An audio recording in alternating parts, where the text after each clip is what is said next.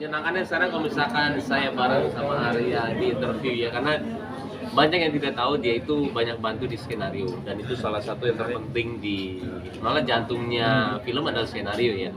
Masukan dia tuh tadinya awal saya agak-agak ngeri gitu, ini mau ngomong apa gitu. Tapi ketika saya dengar dan semua masuk akal dan semua itu memperbagus cerita ya, akhirnya kita kebedah lumayan agak banyak 60-70% kita ubah.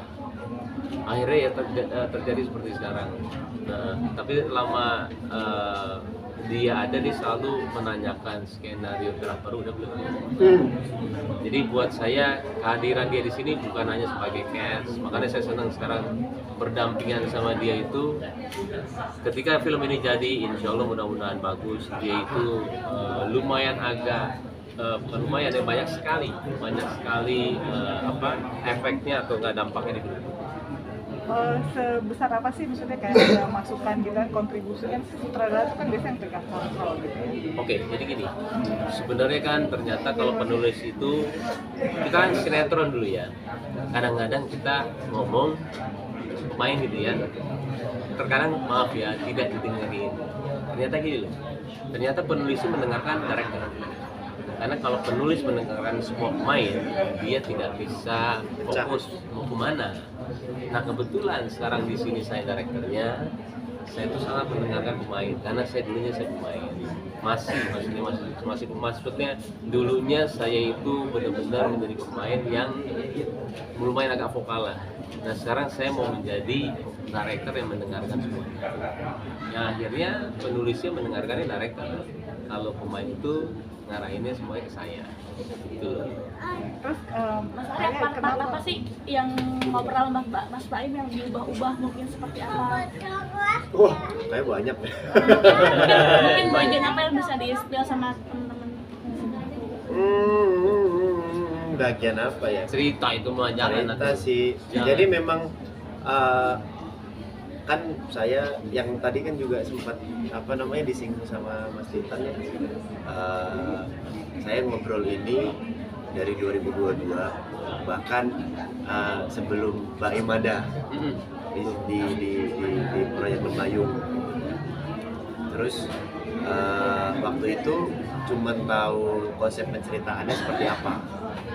Nah ternyata ya begitulah, seiring berjalanan waktu ternyata ada Tiger Wong bergabung, dan akhirnya ngobrol sama Mbak Im lah, ngobrol itu pun juga masih belum baca cerita full jadi skenario ya, belum. Waktu itu Mbak Im pertama kali itu ngasih waktu pas saya lagi di Semarang, jadi saya baca, kebetulan besokannya pulang, pas baca langsung telepon, Im besok kok pulang, kita langsung meeting kantor ya.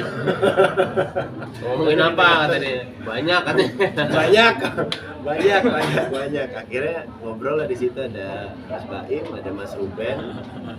Jadi kami bertiga ngobrol untuk masalah skenarionya, naskah bedah. Kalau begini sepertinya akan seperti ini nih. Mendingan kalau seperti ini bagaimana gitu loh.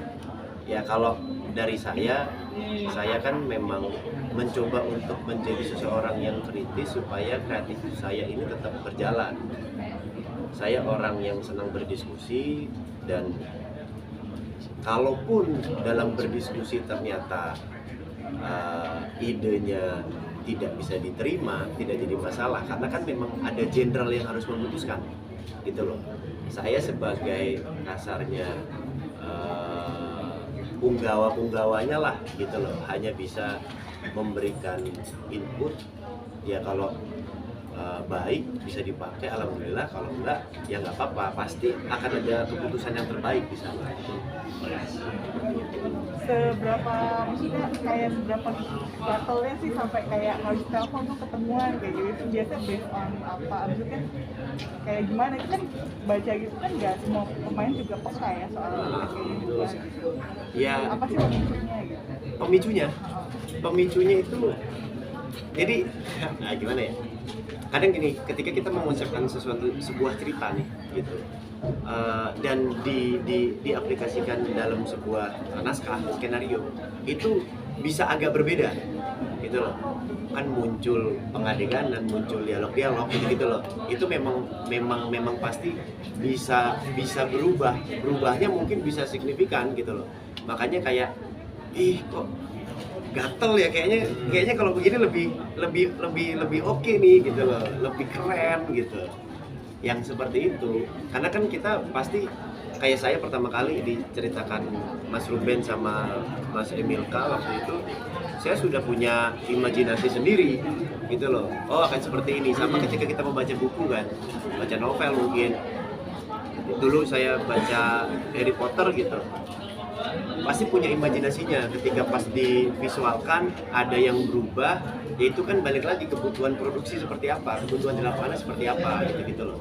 Jadi ketika memang ternyata saya ada di pekerjaan ini, saya jadi lebih paham. Oh dulu mungkin ngelihat, membaca novel terus melihat visualnya divisualkan di dalam bioskop, ada yang berubah, mungkin ada rasa kesel, kok begini sih gitu. Tapi ketika saya memang ada di pekerjaan ini, akhirnya tahu, oh memang ternyata ada kebutuhan yang memang tidak bisa untuk divisualkan dari buku, jadi diambil kesimpulannya harus seperti ini gitu.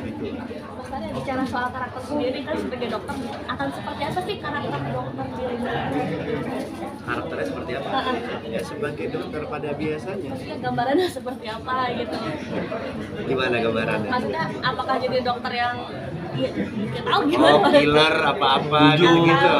Oh, Atau- saya dokter yang akan sangat banyak membantu Arum dan Pika, pastinya. Kalau idealis,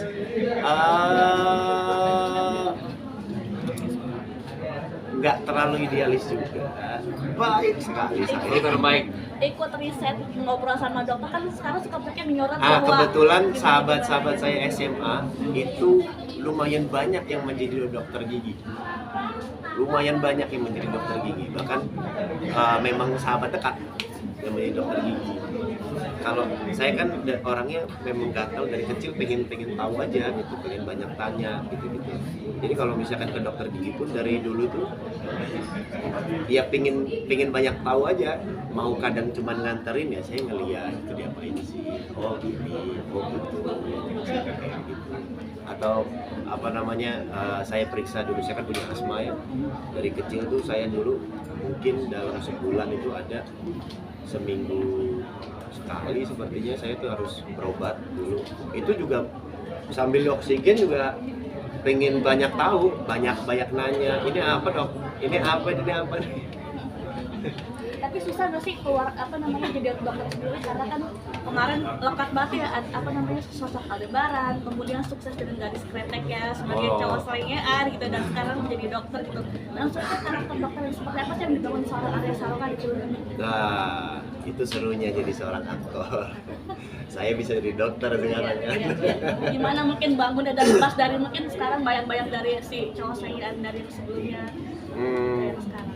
Dokter ya sebenarnya gampang-gampang susah sih, karena tadi kan saya bilang juga kan saya nyicil, jadi ketika nyicil itu tabungannya banyak, nggak dadakan gitu, jadi nggak kaget.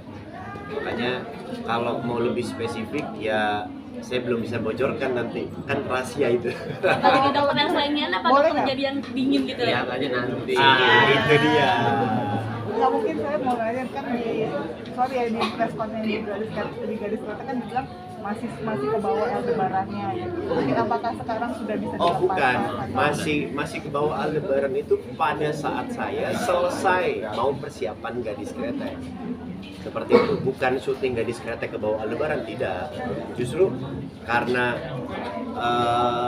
ya syuting sinetron itu kan saya setiap hari saya membawa tokohnya, dan sebelum waktu pas saya mengundurkan diri yang pertama, saya mau persiapan Gadis Kretek itu kan hampir ya bisa dibilang udah 1 tahun lebih banget. Jadi memang tokoh itu udah pasti memang masih menempel. Makanya ketika saya persiapan ada bantuan dari Mas Rosa, Mas Rupan Rosadi, dari Mbak Dian, dari teman-teman yang lain ya, Aryo, dari Mas Iva, dari Mbak Dini, itu memang betul-betul sangat membantu di sana, benar-benar sangat membantu. Kalau memang waktu pas kita selama workshop itu memang Mas Rosa yang saya banyak sekali bertanya dan bahkan minta kayak latihan lebih untuk memang setidaknya menetralkan dulu, karena kan pasti masih nempel. Makanya Mas Rosa itu justru yang dilatih bukan membahas skenario yang lebih banyak pada saat itu, tapi penubuhan. Mas Baim pilihan ke area Salto sendiri, apakah melihat kesuksesan Ikatan Cinta kemarin atau gimana? Karena dia saudara saya. Gampang aja. Bang Baim. Kerjasama dengan orang terdekat seperti apa? Kenapa? Memutuskan untuk kerjasama bersama orang terdekat. Satu, kita harus nyaman ya, karena ketika menahkodakan sebuah kapal itu untuk pertama kali, apalagi ya, kita harus sama orang-orang yang nyaman. Nggak bicara cash saya, tapi kru juga itu orang-orang yang sudah sering kerja sama saya, Pak Ipung, Alan. Untungnya mereka hebat di bidangnya masing-masing ya. Jadi ketika saya minta, bukan kayak orang asing. Oh dia, karena dia saudara saya dan saya sudah tahu juga kritisnya dia sebagai seorang sinias ya. Jadi lebih ke arah kedekatan dulu untuk pertama kali, karena untuk orang asing yang kita direct takutnya dia kan semua persepsi beda-beda ya, seperti kalian aja semua persepsi di sini mungkin semuanya beda-beda. Kenapa saya menarek? Ada yang bilang mungkin ya alah dia mah cuma coba-coba aja, alah dia mah gaya-gayaan. Persepsi itu yang tidak bisa kita pungkiri, tapi ketika kita direct itu akan ada rasanya ke pemain atau nggak tuh.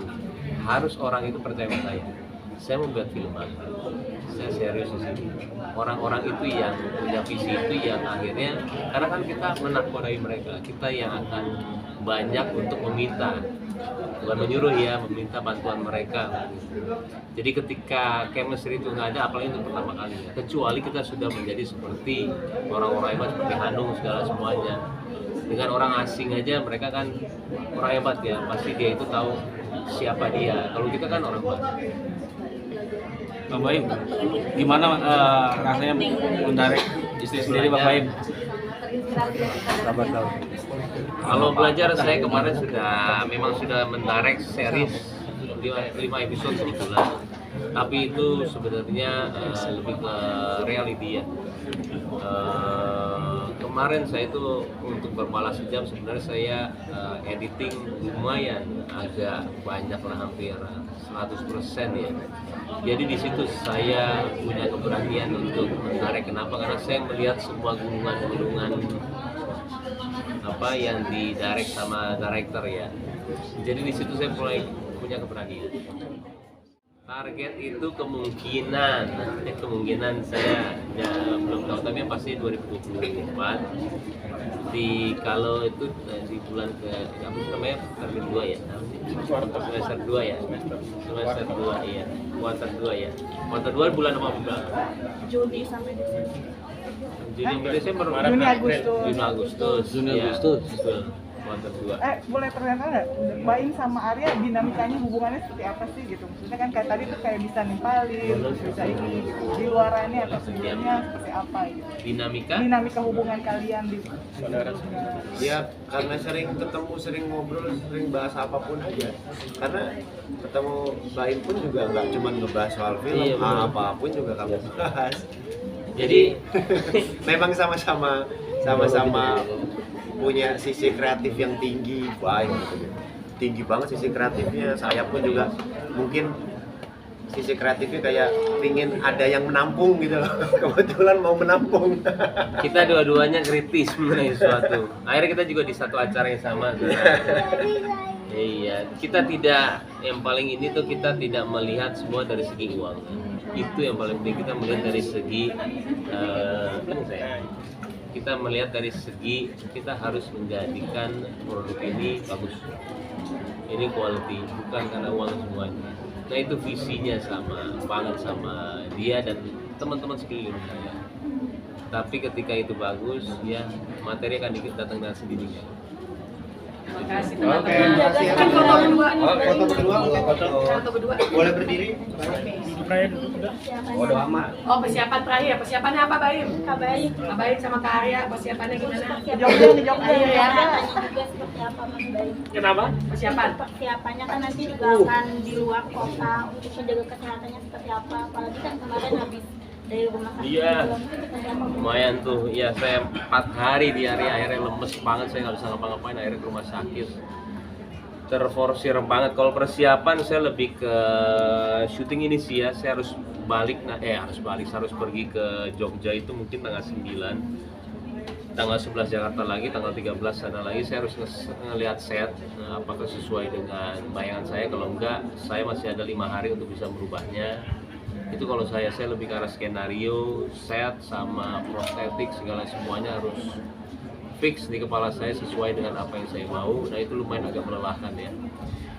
Kalau saya itu sih. Perfeksionis Jaga banget kesehatannya soalnya. gimana Mas?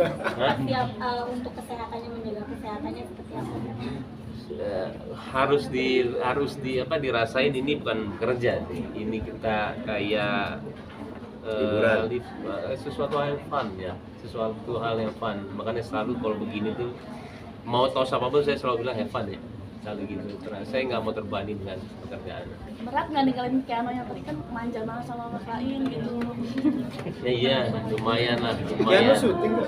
Iya. Tingginya juga kan. Makasih. tinggi. Iya, Oke, makasih. makasih ya. Ayo, Ayo, kita foto ayo. berdua. Foto yuk. Boleh di sini Oh, aja. ini apa duduk? Duduk aja. Duduk aja ya biar kelihatan sama teman-teman.